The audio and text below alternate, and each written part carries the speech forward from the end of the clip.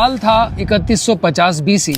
Egypt में एक बादशाह था जो लोगों पर जुल्म करता था और खुद को खुदा कहलवाता था। ये गुरूर के नशे में धुत था। इस इंसान का नाम मुसब बिन वलीद था, जिसे आज हम फिरौन के नाम से जानते हैं। फिरौन ने बनी इसराइल को अपना गुलाम बना रखा था और वो बनी इसराइल पर बहुत जुल्म करता था। फिरौन की हुकूमत को कई साल गुजरते गए और इसका जुल्म भी बढ़ता गया, लेकिन एक दिन इसने लोगों को बातें करते सुना कि इसराइल में एक बेटा पैदा होगा जो फिरौन की हुकूमत को गिरा देगा। फिरौन को लगा कि लोगों ने कोई ख्वाब देख लिया है या फिर ये इनकी किताबों की कोई प्रेडिक्शन है। लेकिन एक दिन फिरौन ने ख्वाब देखा कि यरूशलेम से एक आग आती है और वो मिस्र के सारे घरों को जला देती है, लेकिन बनी इसराइल के बच्चों को कोई नुकसान नहीं पहुंचाती। फिरौन डरा हुआ नींद से उठा। इसने अपने सारे जादूगर और प्रिस्टिश को जमा किया और इन्हें इस ख्वाब के बारे में बताया। उन्होंने कहा कि बनी इसराइल में एक लड़का पैदा होगा और इजिप्शियंस इसके हाथों मारे जाएंगे। ये सुनकर फिरौन ने हुक्म दिया कि बनी इसराइल में जो भी लड़का पैदा हो इसे मार दिया जाए। फिरौन के इस हुक्म के बाद बनी इसराइल में जो भी लड़का पैदा होता इसे मार दिया जाता। लेकिन एक दिन इकोनॉमिक्स एक्सपर्ट ने फिरौन को कहा कि बनी इसराइल के बूढ़े मरते जा रहे हैं और अगर कोई लड़का पैदा होता है तो इसे हम मार देते हैं। इस तरह तो कोई मर्द भी बाकी नहीं रहेगा जिसे हम गुलाम बना सकते हैं और काम ले सकते हैं। हमें कोई पॉलिसी बनानी होगी जिसमें एक साल अगर कोई बच्चा पैदा होता है तो उसे मार दिया जाए और दूसरे साल अगर कोई बच्चा पैदा होता है तो उसे छोड़ दिया जाए। फिरौन ने इस बात को समझा और इसके बाद इसी तरह होने लगा। जिस साल बच्चों को जिंदा छोड़ा जाना था, इसी साल हजरत मूसा अलैहिस्सलाम की माँ हामिला हुई और उन्होंने हजरत मूसा अलैहिस्सलाम के भाई हजरत हारून अलैहिस्सलाम को जन्म दिया। लेकिन इसके अगले साल जब बच्चों को कत्ल किया जाना था, इसी साल हजरत मूसा अलैहिस्सलाम पैदा हुए। हजरत मूसा अलैहिस्सलाम की माँ को डर था कि इनके बच्चे को कत्ल कर दिया जाएगा। तभी अल्लाह ने हजरत मूसा अलैहिस्सलाम की माँ को इल्हाम फरमाया, इसे दूध पिला, फिर जब तुझे इस पर खौफ हो तो इसे दरिया में डाल दे और खौफ न कर और गम न कर, बेशक हम इसे तेरी तरफ लाएंगे और रसूलों में से बनाएंगे। हजरत मूसा अलैहिस्सलाम की माँ ने अल्लाह के हुक्म को माना और हजरत मूसा अलैहिस्सलाम को एक टोकरी में डालकर दरियाए नील के किनारे जाकर पानी में छोड़ दिया। जब हजरत मूसा अलैहिस्सलाम की माँ ने उन्हें दरिया में छोड़ा और ये तैरती हुई फिरौन के महल के किनारे दरिया पर आ गई, वहाँ से महल के नौकरों ने इस टोकरी को उठाया और फिरौन की बीवी के पास ले गए। फिरौन की बीवी एक नेक और अच्छे दिल की औरत थी। जैसे ही इसने हजरत मूसा अलैहिस्सलाम को देखा तो अल्लाह ने इसके दिल में हजरत मूसा अलैहिस्सलाम की मोहब्बत डाल दी। फिरौन की बीवी की कोई औलाद नहीं थी। ये चाहती थी कि इसे बेटा हो। इसने फिरौन से इसे अपने पास रखने को कहा और फिरौन ने इसे इजाजत दे दी, क्योंकि फिरौन अपनी बीवी को देखकर हैरान था। जिस तरह वो इस बच्चे को सीने से लगा रही थी, प्यार कर रही थी। इसी तरह यह सिलसिला चला और हजरत मूसा अलैहिस्सलाम बड़े होते गए। अल्लाह ने हजरत मूसा अलैहिस्सलाम को फिरौन के घर में पाल कर दिखाया। वही सच्चा रब है। और यहाँ तक कि अल्लाह ने हजरत मूसा अलैहिस्सलाम को इसी साल पैदा किया जिस साल बच्चों को मार दिया जाता था। ये सब इस रब की कुदरत है। मूसा अलैहिस्सलाम को अल्लाह ने ताकत और दीन का इल्म दिया था। एक दिन मूसा अलैहिस्सलाम ने देखा कि एक इसराइली को कुछ मिस्र के लोग पीट रहे थे। इस इसराइली ने मूसा अलैहिस्सलाम से मदद मांगी। मूसा अलैहिस्सलाम इसकी मदद करने के लिए आगे बढ़े और तभी मूसा अलैहिस्सलाम ने इस आदमी को गलती से कत्ल कर दिया। मूसा अलैहिस्सलाम को लगा कि इन्होंने बहुत बड़ी गलती कर दी। वो बहुत ज्यादा दुखी हुए और उन्होंने फौरन अल्लाह ताला से माफी मांगी और अल्लाह ने भी इन्हें माफ कर दिया, क्योंकि हजरत मूसा अलैहिस्सलाम का इस इंसान को कत्ल करने का कोई इरादा नहीं था। वो तो बस इस मजलूम की मदद करना चाहते थे। अगले ही दिन मूसा अलैहिस्सलाम ने देखा कि वही इंसान जिसे कल लोग मार रहे थे आज फिर एक नए झगड़े में पड़ा है। मूसा अलैहिस्सलाम ने इसके पास गए और इससे कहा कि तुम मुझे झगड़ालू लगते हो। तुम्हारा हर रोज किसी न किसी के साथ कोई झगड़ा लगा रहता है। इस इंसान को लगा कि मूसा अलैहिस्सलाम अब मुझे भी मार देंगे, जैसे कल इस मिस्री को मारा था। तो इस इसराइली ने मूसा अलैहिस्सलाम से कहा, क्या तुम मुझे भी मार दोगे जैसे तुमने कल इस मिस्री को मारा था? इसके साथ जो मिस्र के लोग लड़ रहे थे, उन्होंने ये सुन लिया और जाकर अथॉरिटी को खबर दी कि मूसा अलैहिस्सलाम ने एक आदमी का कत्ल किया है। इसके बाद एक इंसान ने मूसा अलैहिस्सलाम को बताया कि तुम्हारे खिलाफ मुकदमा चल रहा है।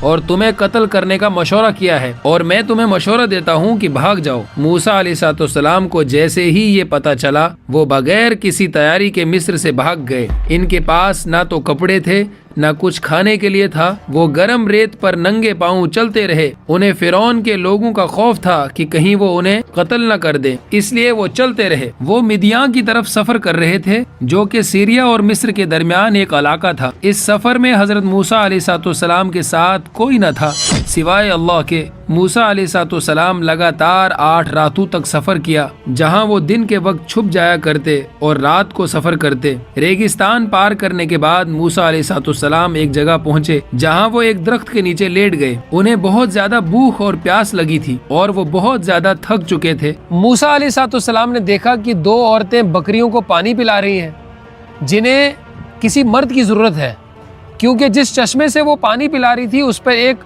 بہت بڑا پتھر رکھا ہوا تھا، جسے تقریباً 10 آدمی مل کر اٹھا سکتے تھے۔ تو موسیٰ علیہ السلام نے اپنی پیاس کو رہنے دیا اور جا کر ان عورتوں کی مدد کی۔ موسیٰ علیہ السلام کو اللہ نے کافی طاقت بخشی تھی۔ ان عورتوں نے چشمے سے اپنے ریوڑ کو پانی پلایا اور واپس گھر چلی گئی۔ گھر جا کر ان عورتوں نے اپنے بوڑھے باپ کو اس واقعے کے بارے میں بتایا۔ ان عورتوں کے بوڑھے باپ نے موسیٰ علیہ السلام کو گھر آنے کی دعوت دی۔ موسیٰ علیہ السلام نے اس دعوت کو قبول کیا اور ان کے گھر گئے، اور موسیٰ علیہ السلام نے ان کے بوڑھے باپ کو سب سچ بتا دیا کہ وہ مصر سے کیوں بھاگ کر آ رہے ہیں۔ اس بوڑھے انسان نے موسیٰ علیہ السلام کو اپنے گھر میں جگہ دی۔ وہ بوڑھا بہت خوش تھا کہ اس نے ان کی بیٹیوں کی مدد کی ہے، اور اس نے موسیٰ علیہ السلام کو آفر دی کہ وہ اس کی بیٹی کے ساتھ شادی کر لے، لیکن بعد میں اسے 8 سال کام کرنا ہوگا، کیونکہ اسے اس جگہ کوئی نہیں جانتا تھا اور نہ ہی ان کے پاس رہنے کے لیے کوئی گھر تھا۔ موسیٰ علیہ السلام نے اس کی بیٹی کے ساتھ شادی کر لی۔ اس کے بعد موسیٰ علیہ السلام نے 10 سال کام کیا۔ یہ 10 سال موسیٰ علیہ السلام کی زندگی کے بہت اہم تھے۔ ان 10 سالوں میں موسیٰ علیہ السلام نے اللہ کی قدرت پر، کبھی وہ سورج کو طلوع اور غروب ہوتا دیکھتے تو کہیں رات کو ستاروں پر غور کرتے۔ اسی طرح وہ ڈیفرنٹ چیزوں کو ایبزارو کرتے رہے۔ اللہ تعالیٰ نے موسیٰ علیہ السلام کے مائنڈ کو ٹرین کرتے تھے۔ ایک دن موسیٰ علیہ السلام نے اپنے گھر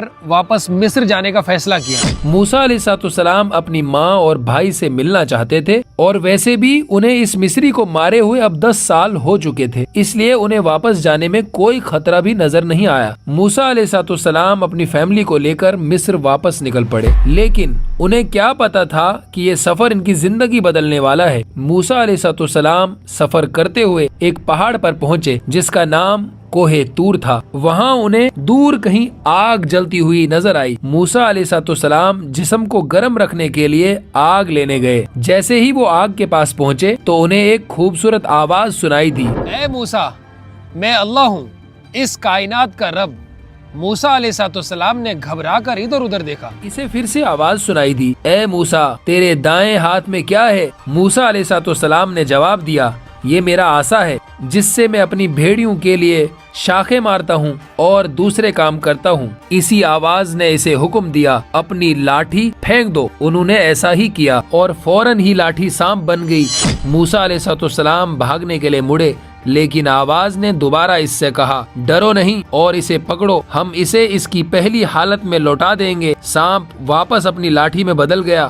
موسیٰ علیہ السلام کا ڈر ختم ہو گیا، کیونکہ انہوں نے محسوس کیا کہ وہ حق کی گواہی دے رہے ہیں۔ یہاں غور کرنے والی بات یہ ہے کہ پہلے اللہ تعالیٰ نے حضرت موسیٰ علیہ السلام کو اس چھڑی کے فائدے یاد دلائے اور پھر اس سے کہا پھینک دو۔ اس کے بعد وہ چھڑی سانپ بن گئی اور اللہ نے کہا کہ اس چھڑی کو اٹھاؤ۔ یہاں بڑی ہی کمال کا سبق چھپا ہے۔ جب تک کہ تم اپنی پسندیدہ چیز کو اللہ کی راہ میں قربان نہیں کرو گے اور ان چیزوں کو جو کہ تمہیں بری لگتی ہے اللہ کے لیے اپناؤ گے، تب تک تم کامیاب رہو گے۔ اسی میں پورا کا پورا دین چھپا ہے۔ پھر اللہ نے موسیٰ علیہ السلام کو حکم دیا کہ اپنا ہاتھ اپنی چادر میں ڈال دو۔ جب انہوں نے اسے باہر نکالا تو ہاتھ میں ایک شاندار چمک تھی۔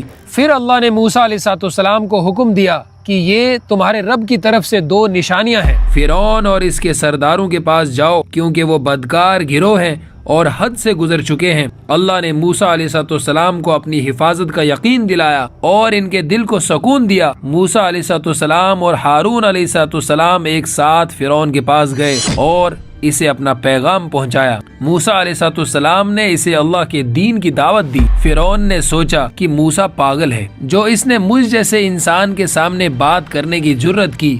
فرعون نے پوچھا، تم کیا چاہتے ہو؟ موسیٰ علیہ السلام نے جواب دیا، میں چاہتا ہوں کہ تم بنی اسرائیل کو ہمارے ساتھ بھیج دو۔ فرعون نے پوچھا کہ میں ان کو کیوں بھیجوں گا؟ یہ میرے غلام ہیں۔ موسیٰ علیہ السلام نے جواب دیا، یہ اللہ کے بندے ہیں۔ فرعون نے موسیٰ اور ہارون علیہ السلام کو حراست میں لے لیا اور ان سے دنیا کے بہترین جادوگروں کو اکٹھا کیا، اور موسیٰ علیہ السلام اور جادوگروں کے درمیان ایک مقابلہ کرنے کی تیاریاں شروع کر دی۔ ہر کوئی اس عظیم مقابلے کو دیکھنے کے لیے بے تاب تھا۔ اس کے شروع ہونے سے پہلے موسیٰ علیہ السلام اٹھے تو بڑے ہجوم میں خاموشی چھا گئی۔ موسیٰ علیہ السلام نے جادوگروں سے کہا، افسوس ہے تم پر اگر تم نے اللہ پر اور اس کی معجزات کو جادو کہا اور فرعون کے ساتھ دیانتداری سے جھوٹ باندھا، کیونکہ جو اللہ پر جھوٹ بولتا ہے وہ بری طرح ناکام ہوتا ہے۔ موسیٰ علیہ السلام نے سچے دل سے بات کی تھی اور جادوگروں کو سوچنے پر مجبور کر دیا تھا، لیکن وہ پیسے اور جہاں و جمال کے نشے میں تھے۔ موسیٰ علیہ السلام نے ان جادوگروں سے کہا کہ پہلے وہ اپنا جادو دکھائیں۔ انہوں نے اپنی جادوئی چیزیں زمین پر پھینک دی۔ ان کی لاٹھیوں اور رسیوں نے سانپ کی شکل اختیار کر لی۔ لوگ یہ دیکھ کر حیران ہو گئے۔ فرعون اور اس کے ساتھیوں نے زور سے تالیاں بجائیں۔ پھر موسیٰ علیہ السلام نے اپنا عصا پھینکا، یہ زور سے ہلنے لگا اور ایک بہت بڑا اژدہا بن گیا۔ یہ دیکھ کر لوگ کھڑے ہو گئے۔ فرعون اور اس کے آدمی خاموش بیٹھے تھے۔ ایک ایک کر کے موسیٰ علیہ السلام کے بڑے سانپ نے تمام سانپوں کو نگل لیا۔ موسیٰ علیہ السلام اسے اٹھانے کے لیے جھکے اور وہ اس کے ہاتھ میں لاٹھی بن گئی۔ ہجوم ایک بڑی لہر کی طرح اٹھ کھڑا ہوا اور جوش و خروش سے چیختا رہا۔ ایسا کچھ پہلے کبھی نہیں دیکھا تھا۔ موسیٰ علیہ السلام کی قدرت کو دیکھ کر جادوگروں نے اللہ کو سجدہ کرتے ہوئے اعلان کیا کہ ہم موسیٰ اور ہارون کے رب پر ایمان لائے۔ فرعون غصے میں تھا اور اس نے الزام لگایا کہ موسیٰ اور جادوگر آپس میں ملے ہوئے ہیں۔ اس نے موسیٰ اور جادوگروں کو دھمکیاں دینا شروع کر دی۔ موسیٰ اور ہارون علیہ السلام چلے گئے اور فرعون اپنے محل میں واپس چلا گیا۔ فرعون ان دونوں معجزوں کا سامنا کرتے ہوئے حیران رہ گیا اور وہ بہت زیادہ غصے میں تھا۔ پھر اس کہانی کا کلائمیکس آتا ہے۔ جب حضرت موسیٰ علیہ السلام بنی اسرائیل کو لے کر بھاگ رہے تھے تو پیچھے فرعون اپنی پوری فوج کے ساتھ موسیٰ علیہ السلام کے پیچھا کر رہا تھا۔ موسیٰ علیہ السلام بھاگتے ہوئے سمندر کے پاس پہنچے اور آگے راستہ ختم ہو چکا تھا۔ اب بھاگنے کے لیے راستہ نہیں تھا اور پیچھے سے فرعون اپنی پوری فوج کے ساتھ حملہ کرنے آ رہا ہے۔ بنی اسرائیل جو موسیٰ علیہ السلام کے ساتھ تھے وہ کہنے لگے، اے موسیٰ تو نے ہمیں کہاں پھنسا دیا؟ اب ہمارا کیا ہوگا؟ لیکن موسیٰ علیہ السلام نے کہا، میرا رب راستہ بنائے گا۔ موسیٰ علیہ السلام کو اللہ نے حکم دیا، اپنی لاٹھی زمین پر مارو۔ موسیٰ علیہ السلام نے ایسا ہی کیا۔ اس کے بعد ایک کمال کا معجزہ ظاہر ہوا، سمندر میں راستہ بنا تو موسیٰ علیہ السلام بنی اسرائیل کے ساتھ سمندر پار کر گئے۔ لیکن جیسے ہی فرعون اپنی فوج کے ساتھ گزرنے لگا تو اللہ تعالیٰ نے سمندر کو حکم دیا اور اس نے فرعون اور اس کی فوج کو اپنی لپیٹ میں لے لیا۔ لیکن کہانی یہاں ختم نہیں ہوئی۔ اللہ تعالیٰ نے قرآن میں فرمایا ہے کہ ہم فرعون کی لاش کو بعد آنے والوں کے لیے نشانی بنا دیں گے۔ آج ہم تیری لاش کو بچا لیں گے تاکہ تو اپنے بعد والوں کے لیے نشانی بن جائے، اور بے شک لوگ ہماری نشانیوں سے ضرور غافل ہیں۔ اللہ نے ایسا ہی کیا۔ 1898 میں ریڈ سی میں فرعون کی لاش کو ڈسکور کیا گیا، اور کمال کی بات یہ ہے کہ یہ لاش ہزاروں سالوں سے ابھی تک اس حالت میں برقرار تھی۔ یہ لاش اسی سمندر میں پائی گئی تھی جس سمندر میں فرعون کو ڈبایا گیا تھا۔ آج یہ لاش کائرو کے ایک میوزیم میں رکھی ہے اور پوری دنیا کے لیے نشانی ہے۔ جیسا کہ اللہ نے قرآن میں فرمایا ہے۔ بھائیو، یہ پوری سٹوری تھی جو موسیٰ علیہ السلام کی تھی، جس میں ہم نے بہت کچھ سیکھا، بہت کچھ ہمیں علم ہوا کہ کیسے موسیٰ علیہ السلام نے پوری زندگی بسر کی، کیسے دعوت کا کام چلایا، اور کیسے فرعون جیسے اللہ کے بہت بڑے نافرمان کو دعوت دی۔ یہ ایک ہمت کا کام تھا اور اللہ کی مدد تھی، صبر، توکل اور بہت کچھ تھا اس سٹوری میں۔ اللہ ہمیں اس واقعہ سے سبق اور عبرت لینے کی توفیق دے، اور آپ سے گزارش ہے آپ ہمارے ایسے ہی سٹوریز کو سپورٹ کرتے رہیں تاکہ ہم نیکسٹ ویڈیوز جلدی لائیں۔ السلام علیکم ورحمۃ اللہ وبرکاتہ۔